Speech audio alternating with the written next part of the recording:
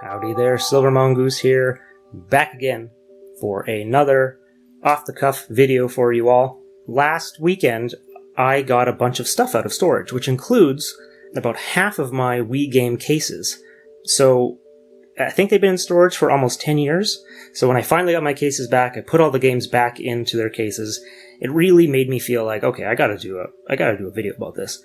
And not only that, I did a rough count, so I could be wrong by, 10 to 20 or so, but I believe I have about 138 physical Wii games, which is a lot for a system that people said had no good games. I'm a big fan of the Wii. It's the system I have the most games for. Part of the reason is because I love how quirky a lot of the games are. They have a lot of good collections, but also it was a very good system to collect for on a budget. So a lot of these games I only paid, I would say, roughly $10 for all of them.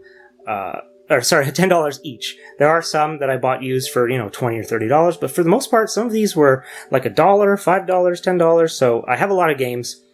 I thought I would do a library video, and it's going to be a long one. So I don't know how long this is going to be, how many pieces it's going to break into, but I will have a separate video for games that I haven't played enough to discuss. So all of these games are games that about 100 games that I think I've played enough to discuss with you. Because I just don't want to show you all the games and then move on. I want to talk about them a little bit. Because I'm a big fan of the Wii, and I want to share the love. They're not grouped in alphabetical order. Some of them are grouped together, like the Sonic games are grouped together. And all of these games I've played enough to discuss. Except for games like, for example, Sonic and the Black Knight is part of the Sonic Storybook series, as is Sonic and the Secret Rings. These are both in my discuss pile because they're in the same series, even though I haven't played Sonic and the Black Knight. I have played Sonic and the Secret Rings. So I've rambled on enough. Let's get into it and start with something interesting to keep you here. The Wii streaming disc. It's not a game. But back when Netflix started doing streaming, you needed this disc to put inside your Wii to actually watch Netflix. So the Wii is what I watch Netflix on the most, because it connected to the internet really well with wireless, unlike some of the other systems. And I just have this purely for nostalgic purposes. And it doesn't take up much space, so that's not that big of a deal. Professor Heinz Wolf's Gravity. I purchased this yesterday for, it was actually cheaper than this, but it is a physics game where you have to drop a ball and put up sticks and little construction pieces to get it to hit a button. Not a game that I see very often. Yesterday might have been the first time that I saw it, and it was for a good price, and it's still sealed, but I will be opening it to play it. So yeah, like I said, there are some groupings. Let's start with Fishing Resort, which is published by Xseed and developed by Prope, which is Yuji Naka's company. So Yuji Naka, one of the creators of Sonic, left, I believe, Sega, and then made their own company. And Fishing Resort is kind of like, it's a cutesy fishing game where you have a bit of a world to explore. You can put things inside your aquarium. Yeah, it says right there. But new game by Yuji Naka, the creator of Sonic. So that's just it's a really good, relaxing fishing game. Let's Tap is, again, by the creator of Sonic the Hedgehog. It is a party game where, you can see here, you put your controller, your Wiimote, on a box. And then you do little taps or big bounces to play party games. So there's races and kind of like a little Donkey Konga ripoff. There's a Jenga ripoff. But this is really different. This is the kind of thing you're only going to find on the Wii, right? This is one of the reasons why I love the Wii. You don't need these special boxes. You can just use a cereal box or any box, or you can even put a book on your lap and then tap it. It just needs to be able to feel your vibrations. So it does, kind of sense little ones and then big ones. Yeah, a great party game that I don't see people talking a lot about. Nicely stylized, but simple. And on that note, Rhythm Heaven Fever.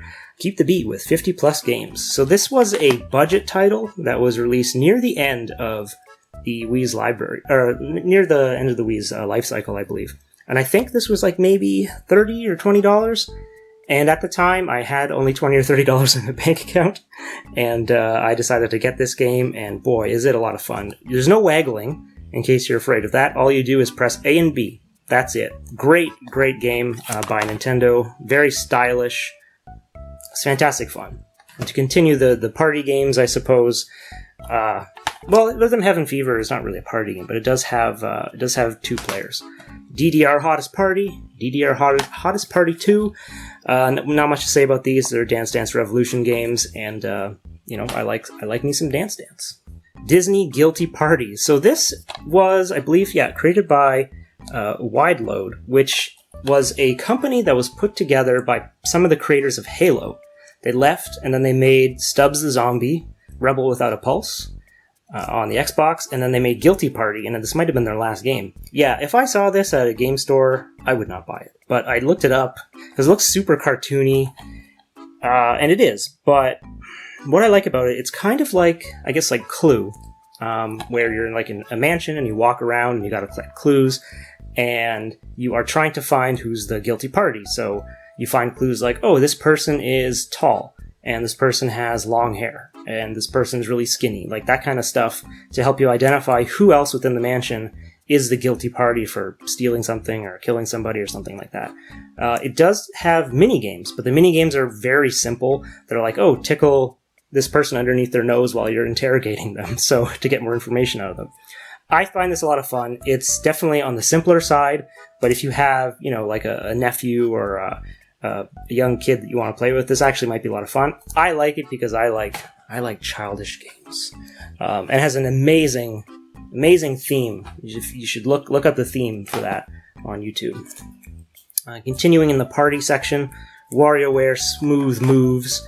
What's great about this one is you do have, you get to hold the Wiimote in all these weird ways to play the games. You put them on your hips and move it around, or pretend like you're an elephant. WarioWare games are always tons of fun with friends at a party or whatever. And this one actually uses the Wiimote in a really good way. Like, you don't really feel like a lot of it is janky or doesn't work. It feels like they were very purposeful with their choices of what games to play. So Boom Blocks, Steven Spielberg game. This was kind of an early title as well. It's kind of like all these blocks that are stacked up, and a lot of the levels involve blowing up a certain type of block, or blowing up one block and not hitting another, something like that. Yeah, and there's 300 levels set in action-packed worlds. But essentially you just point and then flick the Wiimote, and it throws a bomb or a block or whatever at other blocks, and they all fall down, and there's various puzzle elements. I haven't played the sequel, Bash Party, but I'm assuming that it is very similar to the first one, but with more mini-games and stuff. Again, I didn't do any research for this. Some of this stuff is all off the cuff. I was not going to research 138 Wii games for you, but good games nonetheless. Sega Superstar Tennis. This is a multi-platform release. This is so much better than it needs to be. In my opinion, this is on par with Mario Party, or Mario Tennis, I should say.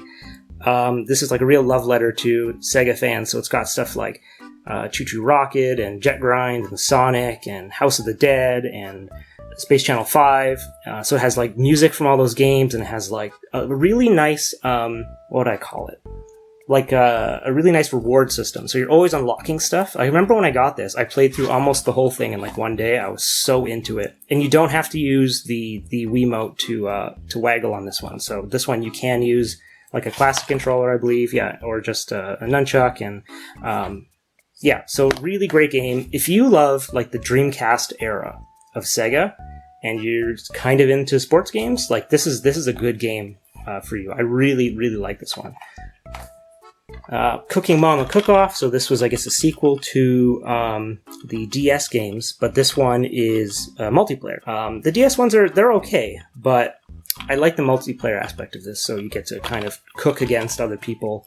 So that's a fun little game. Okay, let's get into some collections. A lot of great collections on the Wii, some better than others. Namco Museum Megamix. The only reason I got this was because it does have a game called Super Pac-Man, And at least at the time, I think this was the only place that you can play Super Pac-Man. So it has like the traditional games, but then it has a remix, which is like a 3D version. Sometimes it's got like Waggle and stuff, but it's got all these original games. Also, what is that other one I really love? Pac-Mania, is that on here? Yeah, Pac-Mania, that's another great game. And this is pretty cheap, so why not? Bit Trip Complete. So the Bit Trip series was like a real, I guess like a crown jewel in the kind of retro revival 8-bit indie games back in the day. I believe they all came out on Wii Virtual Console, and you could get them on the 3DS as well. So this is just a collection of those in a physical version, and I think it has, some unlockable stuff, art galleries, and it did also come with a music CD. So a great version. There's a version on the 3DS as well, which has 3D, but it doesn't have a music CD. It's kind of a trade-off, right? Dragon's Lair Trilogy. So if you haven't played Dragon's Lair or know anything about it, it was a game made in arcades and used a laser disc. So just think of like a CD the size of a record. So it had like hand-drawn animation. Like it's basically like a Don Bluth movie or a Disney movie, and it's basically all QuickTime events. So this is a great collection. It's got Dragon's Lair, Dragon's Lair 2, and Space Ace. So the first one's really good. What I like about it too is you can set the options to, for example, you can set it to give you hints or prompts to press left or right or up or down or whatever. You can set the number of lives you have, or if you want, you can just watch all the games. Like just sit down and watch like a 15-minute movie. Fantastic collection. Metal Slug Anthology, 7 Metal Slug games. They're run and gun games that were, was it on the Neo Geo that they started coming out? I'm not sure, but great collection. House of the Dead 2 and 3 returns. So House of the Dead is super cheesy Sega, like B-movie rail shooters. You can get these on, I think, the Saturn and the Dreamcast, but then you need, a TV that can use like a light gun. But because of the Wii, the sensor bar, you don't need a special, an old TV to play these. And they're perfectly functionable versions. House of the Dead Overkill was at the time an exclusive game for the Wii. Yeah, it is just, it's really, it's a pretty filthy game. It is rated M for a reason. I think at the time when it was released, it was the game that had the most F-bombs in like any game. So it's childish and it's grindhouse, so it's like kind of inspired by like Tarantino stuff. It's like making fun of itself as it goes. It did get a bit too gross at the end, but a really fun game. And there's great modes, like there's like a dual wield mode, a lot of good humor. So if you are into that kind of stuff, you might be into House of the Dead Overkill. So I do have a few other rail shooters, but we'll do Zelda first. Zelda Twilight Princess is a launch title for the Wii. Oh boy, like, such a great game. It's really ugly, though, not just because it's on the Wii, it's because of its art style. It's very ugly.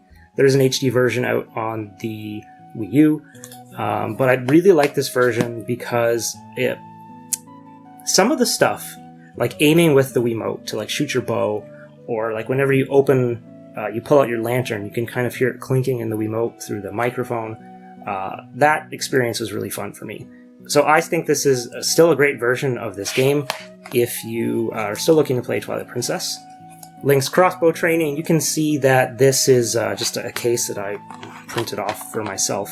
And it is essentially your Link with an automatic crossbow, and you shoot targets, and it came packaged with the Wii Zapper right there. It's an okay game.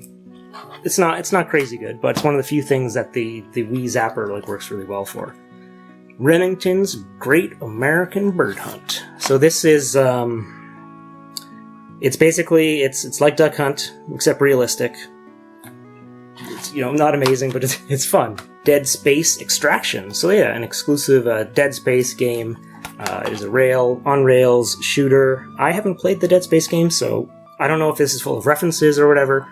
But this is actually really solid. Like, when I saw this, I thought, this is just going to be a cash grab. But it actually was really good. I would check that out if you are interested in Dead Space or just really good on-rail shooters.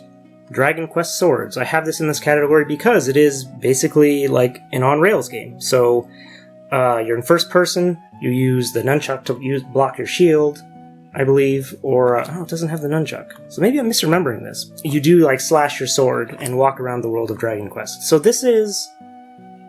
I wouldn't say this is a great game. If you are a fan of Dragon Quest and just enjoy that world and the music and the characters, then this is worth checking out. Otherwise, I'm not so sure. Okay, this is a PAL game, so it's for Europe. This is Disaster, Days of Crisis. It's a shame we didn't get this here. I'm not sure if this is actually a Nintendo game or just Nintendo published, but he's about to have one hell of a day. It's basically, I guess like first or third person action game where everything goes wrong in a day. Like this guy gets attacked by bears, and there's fire tornadoes and hurricanes, and basically you're driving around the city trying to survive, trying to rescue people, but also you're being hunted by, I don't remember who it is, but people are shooting at you. There's some shooting, there's some driving. The driving is frustrating, but it's just so over the top. It's like imagine a Michael Bay movie where everything goes wrong in one day. There's tornadoes, every natural disaster you can think of, plus there's like terrorists chasing you. It's a shame we didn't get this in North America, but it's this is actually a really great game. Well, I should say I had a lot of fun with it. It does have its problems. Dewey's Adventure. So this is a game where you can see here you use the motion controls, kind of like this is kind of like Marble Madness, or one of those types of games where you move the Wiimote and it changes the world, and he's just a water drop that kind of floats around. Can be challenging. It is childish, but it is fun. Save the peaceful tree of 7 colors. Like it's definitely made for a younger audience, but it does actually get challenging near the end. Broken Sword, Shadow of the Templars. What a director's cut. What a terrible, cover. What is this? Would you buy this? I wouldn't. You don't even know what it is. Especially because this is like a hand-drawn point-and-click adventure game. Point-and-click adventure games were great on the Wii, as you can imagine, because you get to sit back and kind of just view your TV. This is an older game. It was also ported to, I think, the Game Boy Advance and things like that. Well, I don't know why you'd play those, but there is a few Wii exclusives. Like, it does have... what is it? It has some puzzles that are different. It has another whole chapter, and I ended up really loving this series. It was fun to play with someone else in the room. Baroque.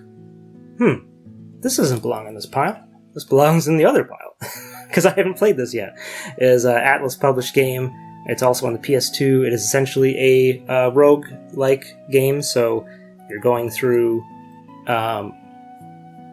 You're going through, I guess, dungeons and caves and stuff, and if you die, then you lose all your equipment.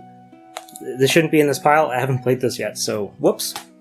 Fragile Dreams, Farewell, Ruins of the Moon. So this is the second cover. So if you open this up, it does have the traditional Wii cover, and you can flip it around to have this nice drawing. What do I say about this game? It is, I guess, kind of like it would kind of be like a horror game. It's I guess it'd be more like a post-apocalyptic anime with love stories and ghosts, and it does have some clunky controls. It does also have the issue where I think to buy something, the shopkeeper shows up randomly whenever you save at a bonfire, so that's kind of frustrating. It's definitely a very unique game. I'm glad I played it. I'd like to play it again. I don't want to say it's amazing. I think it would make a really good, a movie, a really good animated movie would be awesome. But I really appreciated what they were trying to do with this. Donkey Kong Country Returns. Man, was this ever a big deal when it came out? We went so long without Donkey Kong Country, and finally they came back on the Wii. It has a few waggly things. I think you have to shake the Wiimote to smack on the ground. Yeah, I think it's a really good game.